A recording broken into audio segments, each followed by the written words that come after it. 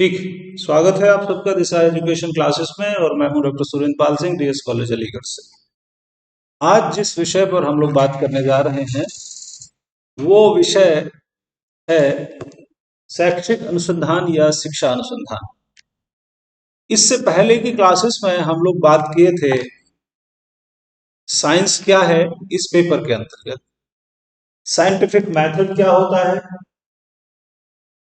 Theory क्या होती है, फैक्ट क्या होते हैं, और साथ ही साथ साइंटिफिक मेथड की कौन कौन सी कैरेक्टरिस्टिक्स होती है उन पर हम लोग बात कर चुके हैं।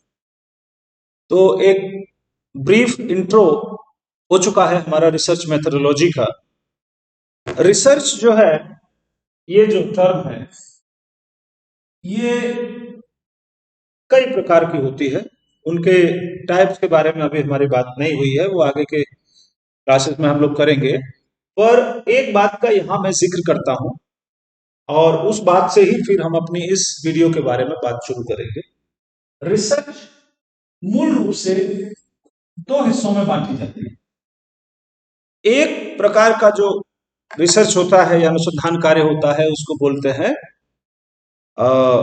मौलिक अनुसंधान या फंडामेंटल रिसर्च, बेसिक रिसर्च भी इनको कह देते हैं। और दूसरे तरीके के जो होते हैं वो बोलते हैं अप्लाइड या अनुप्रयुक्त अनुसंधान। क्या होते हैं अप्लाइड और फंडामेंटल? फंडामेंटल रिसर्च जो होती है बेसिकली वो हमारी जिज्ञासा की शांति के लिए होती है। जब हम ज्ञान के क्षेत्र में वृद्धि करने के लिए किसी चीज की जानकारी करते हैं कि इस चीज का क्या अर्थ है, ये क्या है, बौद्धिक जिज्ञासा की शांति के लिए ये एक तरीके का बौद्धिक व्यायाम है, मानसिक शांति और खोज, जिसका उद्देश्य होता है ज्ञान के क्षेत्र में वृद्धि करना, जो हम जानते हैं उससे आगे की चीजों को और जानना। इनको कहते हैं फंडामेंटल रिसर्च। दूसरे तरीके की जो रिसर्च होती है उसमें क्या करते हैं हम कि जो भी फंडामेंटल रिसर्च से हमको नॉलेज प्राप्त हुई है, जो ज्ञान प्राप्त हुआ है, उस ज्ञान को जब हम अपने जीवन में इस्तेमाल करते हैं अपनी व्यवहारिक समस्याओं के समाधान के लिए या हमारे किसी क्षेत्र से जुड़ी हुई समस्याओं के समाधान के लिए, तब उसको बोलते हैं अप्लाइड रिसर्च। अब इनका मैं जिक्र यहाँ इसलिए कर रहा हूं क्योंकि हम एजुकेशनल रिसर्च की बात कर रहे हैं जिनको सामान्य रूप से अनुप्रयुक्त अनुसंधानों की श्रेणी में रखा जाता है। अप्लाइड इन नेचर, ये अप्लाइड नेचर की होती है, यानी कि शिक्षा जगत के क्षेत्र में जो भी समस्याएं हमारे सामने आती हैं उन समस्याओं का समाधान ये प्रस्तुत करती हैं कि इन समस्याओं का समाधान किस तरीके से किया जाए। हालांकि ऐसा नहीं है, 100% इस बात को नहीं कहा जा सकता कि शिक्षा के क्षेत्र में मौलिक अनुसंधान नहीं हो सकते हैं। बिल्कुल हो सकते हैं मौलिक अनुसंधान, परंतु अधिकांश जो अनुसंधान कार्य किया जाता है शिक्षा के क्षेत्र में वो अनुप्रयुक्त प्रकृति का ही होता है, यानी कि वो किसी न किसी व्यवहारिक उद्देश्य की पूर्ति कर रहा होता है।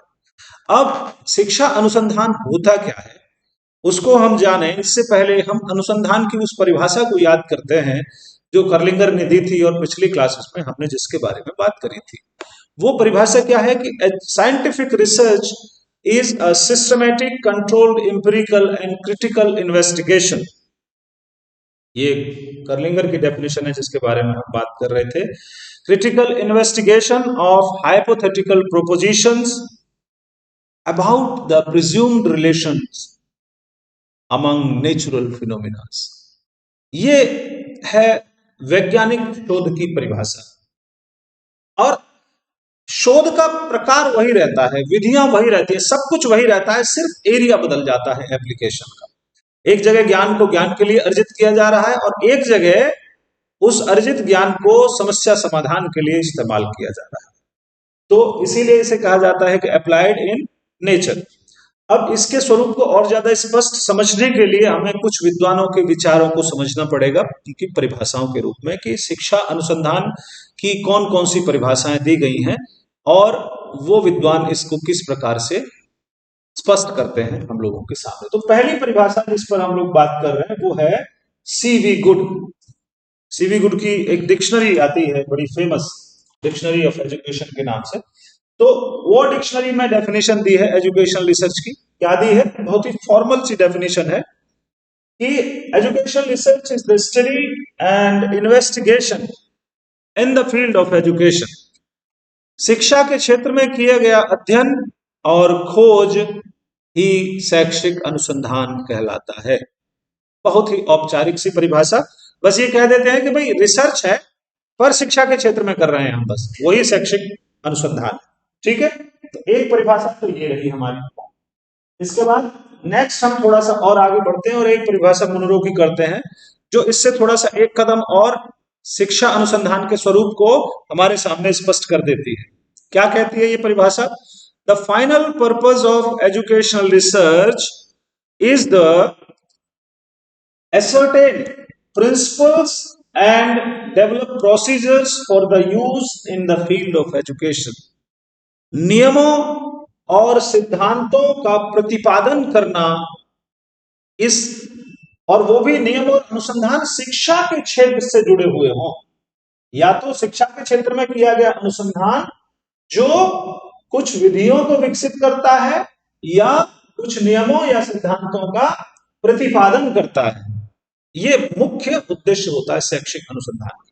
परिभाषा कम बल्कि उद्देश्यों को बताती हुई बात ये ज्यादा है कि इनका मुख्य उद्देश्य क्या होता है। इनका मुख्य उद्देश्य होता है कुछ नियमों का प्रतिपादन करना और कुछ विधियों का विकास करना शिक्षा के क्षेत्र में, यानी कि शिक्षा के क्षेत्र को बेहतर बनाने की बात शिक्षा अनुसंधान का मुख्य उद्देश्य है। उद्देश्य ज्यादा है, परिभाषा कम, फिर भी हमें इसका स्वरूप स्पष्ट करती है कि ये क्या करता है। एक और परिभाषा है म्यूले की। म्यूले कहते हैं कि any systematic study design to promote the development of education as a science can be considered educational research. क्या है एजुकेशनल रिसर्च? कोई भी क्रमबद्ध अनुसंधान का अविकल्प, कोई भी क्रमबद्ध अनुसंधान का अविकल्प जो क्या करता है, शिक्षा को क्षेत्र को विज्ञान के रूप में विकसित करता है, शिक्षा को एक विज्ञान के रूप में विकसित करता है, उसको हम शैक्षिक अनुसंधान कहते हैं। इसका मतलब क्या है कि जो शैक्षिक प्रक्रियाएं हैं उनको वैज्ञानिक दृष्टिकोण से अध्ययन करता है और विज्ञान की परिभाषाओं को, विज्ञान के मानदंडों को शिक्षा के क्षेत्र में अप्लाई कराने की कोशिश करता है, उसको कहते हैं एजुकेशनल रिसर्च। ये परिभाषा है बोले। नेक्स्ट और आगे बढ़ते हैं और एक परिभाषा और हम देखते हैं। ये परिभाषा असल में विकिपीडिया पर आपको मिलेगी। जब सबसे पहले आप इंटरनेट पर देखेंगे इसको, एजुकेशनल रिसर्च को, तो पहला जो लिंक मिलता है वो परिभाषित करता है शिक्षा को। वो क्या कहता है कि educational research refers to systematic collection and analysis of data to the field of education. शिक्षा के क्षेत्र में, ठीक है, शिक्षा के क्षेत्र से संबंधित प्रदत्तों का क्रमबद्ध संकलन और उनका विश्लेषण करना ही शिक्षा अनुसंधान कहलाता है। भाई एजुकेशन से रिलेटेड जो फील्ड है उससे सूचनाओं को कलेक्ट करिए, इंफॉर्मेशन को कलेक्ट करिए और उस इंफॉर्मेशन को कलेक्ट करके उसका एनालिसिस करिए, देखिए कि क्या परिणाम आ रहे हैं। तो इस तरीके की जो भी पूरी प्रक्रिया होगी उसको हम कहेंगे एजुकेशनल रिसर्च। ठीक है, तो ये कुछ परिभाषाएं हैं जिनसे एक बात तो साफ जाहिर हो जाती है कि शिक्षा अनुसंधान जो है अनुसंधान का अनुप्रयुक्त रूप है जो शिक्षा जगत के क्षेत्र में शिक्षा की समस्याओं का समाधान करने के लिए किया जाता है। ये स्पष्ट बात है। ठीक है, इसके स्वरूप को और अधिक स्पष्ट समझने के लिए हम इसकी कुछ विशेषताओं के बारे में भी बात करते हैं, तो और ज्यादा क्लियर हमें शिक्षा अनुसंधान का स्वरूप हो जाएगा। तो इसकी विशेषताएं मैंने लिख रखी है यहां पर, आप देखें। पहली जो विशेषता ये है कि साहब directed towards the solution of a problem in the field of education। वही विशेषता है पहली जो कि अनुप्रयुक्त अनुसंधान की होती है। क्या होती है अनुप्रयुक्त अनुसंधान की पहली विशेषता? कि हमारे जीवन की समस्याओं का समाधान करना अनुप्रयुक्त अनुसंधान का मुख्य उद्देश्य होता है। और क्योंकि शिक्षा अनुसंधान एक अनुप्रयुक्त अनुसंधान है, इसीलिए ये भी समस्याओं का समाधान करेगा। इसका भी उद्देश्य क्या होगा, किस डायरेक्शन में जाएगा, ये समस्याओं का समाधान करने के उद्देश्य में जाएगा। बस एक चीज ध्यान रखने की है क्योंकि शिक्षा अनुसंधान है, इसलिए शिक्षा के क्षेत्र की समस्याओं को समाधान करें। यानी कि शिक्षा अनुसंधानों का मुख्य उद्देश्य या मुख्य डायरेक्शन जो होता है वो होता है शिक्षा का क्षेत्र, उससे रिलेटेड समस्याओं को ये सॉल्व करता है। ठीक है। दूसरा इसकी परिभाषा, it helps to develop generalization principles that will be helpful to predict in future. साथ ही साथ ये कुछ सामान्यीकरणों को विकसित करते हैं, कुछ ऐसे सामान्यीकृत नियम बनाए जाते हैं शिक्षा अनुसंधानों के द्वारा, जिनकी मदद से हम भविष्यवाणी कर सकते हैं कि भविष्य में कैसा होगा। अगर इस तरीके से पढ़ाएंगे तो बच्चे ज्यादा सीखेंगे, अगर इस तरीके का एजुकेशनल सिस्टम हम सेटअप करने वाले हैं तो इसके भविष्य में इस प्रकार के परिणाम हमको सामने मिलेंगे। तो ये दो विशेषताएं हमने देखी। पहले तो इसका डायरेक्शन प्रॉब्लम सॉल्व करने की तरफ होता है, दूसरा ये जनरलाइजेशन विकसित करते हैं और वो जनरलाइजेशन हमें प्रिडिक्शन में हेल्प करते हैं। नेक्स्ट तीसरी विशेषता इसकी क्या है, usually study a population with the help of a sample. ज्यादातर केसेस में शिक्षा अनुसंधानों में किसी समष्टि विशेष या जनसंख्या विशेष का अध्ययन किया जाता है किसी एरिया में, चाहे वो बच्चे हों किसी भी स्टैंडर्ड के, चाहे वो टीचर हों, चाहे वो एडमिनिस्ट्रेटर हों, चाहे वो शिक्षा से जुड़े हुए नीति नियंता हों या इवन पेरेंट्स भी हों। तो एक खास पॉपुलेशन होती है, उस पॉपुलेशन की स्टडी की जाती है शिक्षा अनुसंधानों में। और उस पॉपुलेशन की स्टडी कैसे की जाती है, सैंपल सिलेक्शन के द्वारा। हम न्यायाधीश का चयन करते हैं, सैंपल को चुनते हैं और उस चुनने के द्वारा हम उस बड़ी जनसंख्या के बारे में कुछ निष्कर्षों पर पहुंचते हैं। अभी पिछली विशेषता बता रही थी कि जनरलाइजेशंस डेवलप किए जाते हैं। अब जनरलाइजेशन कैसे डेवलप होते हैं, बिल्कुल सैंपल की स्टडी करिए और पॉपुलेशन पर जनरलाइज कर दीजिए। ठीक है। तो एक विशेषता ये भी है तीसरी। ठीक, और क्या है, क्या कहता है, शिक्षा अनुसंधान involves in primary data. Primary data में इन्वॉल्व होते हैं जो भी आंकड़े एकत्रित किए जाते हैं शिक्षा अनुसंधानों में, अधिकांशतः सामान्य रूप से वो आंकड़े प्राथमिक रूप में होते हैं, वो द्वितीयक आंकड़े नहीं होते, उन पर ये भरोसा नहीं करता। ये प्राइमरी डेटा पर बेस्ड रिसर्च है। ठीक है। और क्या है, आगे देखें, शिक्षा अनुसंधान की कुछ और विशेषताएं भी आगे सामने आएंगी। ठीक है। इंटरडिसिप्लिनरी इन नेचर, ये बात समझने की और बहुत महत्वपूर्ण है, आजकल गवर्नमेंट बहुत ज्यादा जोर दे रही है इंटरडिसिप्लिनरी अप्रोच पर। ज्ञान जो विकसित किया जाए उसका नेचर इस तरीके का हो कि वो ज्ञान अंतः अनुशासनात्मक उपागम का हो, ज्ञान एकाकी ना हो बल्कि समग्र रूप में विकसित किया जाना चाहिए। एक से दूसरे विषय के ज्ञान को जोड़ने वाला होना चाहिए, ना कि सेपरेट स्टडी होनी चाहिए। ठीक है। क्योंकि सभी का केंद्र बिंदु आखिरकार इंसान ही है और उसी के जीवन को बेहतर बनाना सभी विषयों का उद्देश्य है। तो सारे विषयों का ज्ञान एक जगह आकर कॉमन हो जाता है। वो कहां, वो इंसान की समस्या या इंसान की जरूरतों पर। तो अगर हम किसी एक क्षेत्र में स्पेशलाइजेशन रखते हैं तो हमें इस बात को जरूर देखना होगा कि दूसरे क्षेत्रों में जो ज्ञान पैदा किया गया है वो हमारे क्षेत्रों में कितना कंट्रीब्यूशन दे रहा है। और शिक्षा तो प्रकृति से ही अंतः अनुशासन है, इंटरडिसिप्लिनरी नेचर की है। क्यों, क्योंकि शिक्षा में तो बहुत सारी जगहों से कंटेंट को लिया जाता है, मेथड्स को लिया जाता है और बहुत सारी चीजों को लिया जाता है। जैसे दर्शन से लिया जाता है, मनोविज्ञान से लिया जाता है, समाजशास्त्र से लिया जाता है, प्रबंधन प्रशासन से लिया जाता है, तकनीकी से लिया जाता है। तो सारे विषय मिलकर एक हो जाते हैं शिक्षा में। तो इसीलिए शिक्षा के अनुसंधान जो होते हैं वो सामान्य रूप से इंटरडिसिप्लिनरी नेचर के होते हैं। ठीक है। अब आगे और चलते हैं। अप्लाइड इन इट्स नेचर, इसके बारे में हम पहले भी बात कर चुके हैं कि शिक्षा अनुसंधान जो होते हैं वो अप्लाइड नेचर के होते हैं, क्योंकि ये किसी न किसी समस्या का समाधान करते हैं। और क्या है, इंप्रूव एजुकेशनल सिस्टम। शिक्षा अनुसंधान शिक्षा की जो व्यवस्था है उसको बेहतर बनाता है, उसमें संशोधन करता है, उसमें सुधार करता है, मॉडिफिकेशन करता है और हमारी जरूरतों के मुताबिक उसको बना देता है। नेक्स्ट आप देखिए, flexible in nature not universal. शैक्षिक अनुसंधान जो होते हैं वो किसी न किसी सिस्टम से, किसी न किसी देश से, किसी न किसी समाज से, क्षेत्र से, स्तर से जुड़े होते हैं।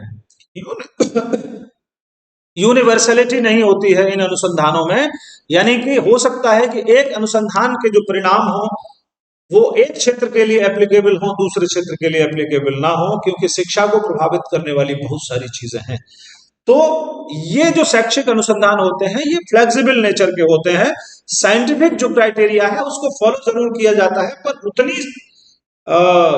रिजिडिटी से नहीं किया जाता है, उतनी कठोरता से नहीं किया जाता है जितना कि प्राकृतिक विज्ञानों में किया जाता है, बल्कि थोड़ी सी उनमें लोच रखी जाती है, फ्लेक्सिबिलिटी रखी जाती है। और उसी फ्लेक्सिबिलिटी का परिणाम ये होता है कि इनके जो कंक्लूजन्स होते हैं, इनकी जो फाइंडिंग्स होती हैं एजुकेशनल रिसर्च की, वो एक पर्टिकुलर एरिया के लिए ही एप्लीकेबल होती है, ना कि पूरी दुनिया के लिए। हालांकि कुछ ऐसे अनुसंधान भी हुए हैं शिक्षा के क्षेत्र में जिनको पूरी दुनिया में अप्लाई किया जा रहा है। मनोविज्ञान के क्षेत्र में होने वाले अनुसंधान, शिक्षा मनोविज्ञान के क्षेत्र में, आज देखिए कि जीन पियाजे की थ्योरी कहाँ डेवलप की गई और कहाँ हम पढ़ रहे हैं। उसी तरीके से चोमस्की, वाइगोट्स्की, कोहलबर्ग की सिद्धांत किस परिस्थितियों में डेवलप किए गए और कहाँ हम उनका इस्तेमाल कर रहे हैं। तो ऐसा नहीं है कि मतलब सारे के सारे अनुसंधान मतलब क्षेत्र सापेक्ष होते हैं, यूनिवर्सल नहीं होते। कुछ हो सकते हैं यूनिवर्सल हो, पर अधिकांशतः एक क्षेत्र विशेष से संबंधित ही ये होते हैं। ठीक है, तो कुल मिला के इतना समझ में हमें आया कि शिक्षा का अनुसंधान जो है वो अनुप्रयुक्त अनुसंधान होते हैं, जो शिक्षा के क्षेत्र की समस्याओं को दूर करते हैं और शिक्षण अधिगम अनुभवों को बेहतर बनाने में अपना योगदान देते हैं। दूसरा एक बात हमें ये समझ में आई है शिक्षा अनुसंधानों से कि शिक्षा अनुसंधान अप्लाइड होते हैं, ये इंटरडिसिप्लिनरी नेचर के होते हैं, प्राइमरी डेटा का इस्तेमाल करते हैं और जनरलाइजेशंस डेवलप करते हैं सैंपल की स्टडी से, जो कि एक विशेष क्षेत्र के लिए ज्यादा उपयोगी होते हैं। ये कुल मिला के एक सारांश इनका निकलकर सामने आता है। अब नेक्स्ट जो मुद्दा इसी विषय पर जो बचेगा वो उसके बारे में भी थोड़ी सी बात कर लेते हैं कि ये कितने प्रकार के होते हैं। शैक्षिक अनुसंधान जो है उनके टाइप्स क्या हैं। तो अगर आप बेस्ट की किताब को देखें तो उसमें 4 प्रकार लिखे हुए हैं। पहला है हिस्टोरिकल रिसर्च, दूसरा है डिस्क्रिप्टिव क्वांटिटेटिव, तीसरा है डिस्क्रिप्टिव क्वालिटेटिव और फिर नेक्स्ट है एक्सपेरिमेंटल रिसर्च। तो डिटेल में जब हम इनकी बात करेंगे तब इनके बारे में जानेंगे, पर थोड़ा सा ब्रीफ हम समझ लेते हैं कि हिस्टोरिकल रिसर्च जो होती है व्हाट वाज का आंसर करती है कि क्या था। अब इसका उद्देश्य क्या होता है कि जो था और उसके जो परिणाम हुए थे उनके आधार पर हम आज इंट्यूशन डेवलप करते हैं कि आज जो हम कर रहे हैं उसका परिणाम कल क्या होगा। तो जो कुछ हो चुका है अब तक, जिसका रिटन रिकॉर्ड है, उसके आधार पर जो अनुसंधान किया जाता है पीछे वाली चीजों को जानने के लिए, उसको हम बोलते हैं। जैसे नालंदा और तक्षशिला, बौद्ध शिक्षा, वैदिक शिक्षा, फिर अर्ली ब्रिटिशर्स जब आए और मिडिवल पीरियड में मुगल एजुकेशन जो हुई, उन सब के बारे में जो भी जानकारी की जाएगी वो हिस्टोरिकल रिसर्च में की जाएगी। पहले क्या था उसके बारे में। अब इसी तरीके से डिस्क्रिप्टिव रिसर्च में जो क्वांटिटेटिव होती है सबसे ज्यादा पॉपुलर होती है।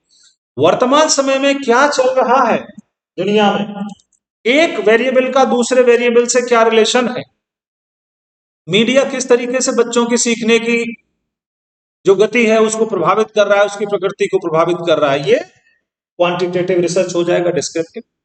और उसी तरीके से क्वालिटेटिव, ये भी डिस्क्रिप्टिव ही है, यानी कि वर्तमान का ही अध्ययन करेगा, पर अध्ययन की जो प्रकृति होगी, डेटा का जो नेचर होगा वो क्वालिटेटिव होगा, नंबर्स में नहीं होगा, वो गुण और विशेषताओं के रूप में होगा। ठीक है, बस इतना फर्क है। और ये है सब एक्सपेरिमेंटल रिसर्च। एक्सपेरिमेंटल रिसर्च हालांकि कम की जाती है शिक्षा के क्षेत्र में, पर फिर भी की जाती है। और एक्सपेरिमेंटल रिसर्च इस बात के लिए की जाती है, ये है तो भविष्य में क्या हो सकता है, भविष्यवाणी करना इनका मुख्य उद्देश्य होता है। कंट्रोल वेरिएबल का अच्छे से कंट्रोल करने के बाद नियंत्रित परिस्थितियों में मैनिपुलेशन किया जाता है इंडिपेंडेंट वेरिएबल का, और देखा जाता है कि डिपेंडेंट वेरिएबल पर इसका क्या प्रभाव पड़ रहा है, और उसके आधार पर फिर हम भविष्य कथन करने में सक्षम होते हैं। तो कुल मिला के आज के इस वीडियो में हमने जो बातें की हैं वो शिक्षा अनुसंधान क्या है, इसकी प्रकृति कैसी होती है, इसकी परिभाषाएं कौन कौन सी हैं, इस पर हमने बात की है। और हमने बात की है इसकी विशेषताओं पर, और बात की है इसके प्रकारों पर। तो ये 4 प्रकार हैं सब इनके। फिर नए वीडियो में आपसे फिर मुलाकात होगी एक नए विषय के साथ। तब तक के लिए धन्यवाद।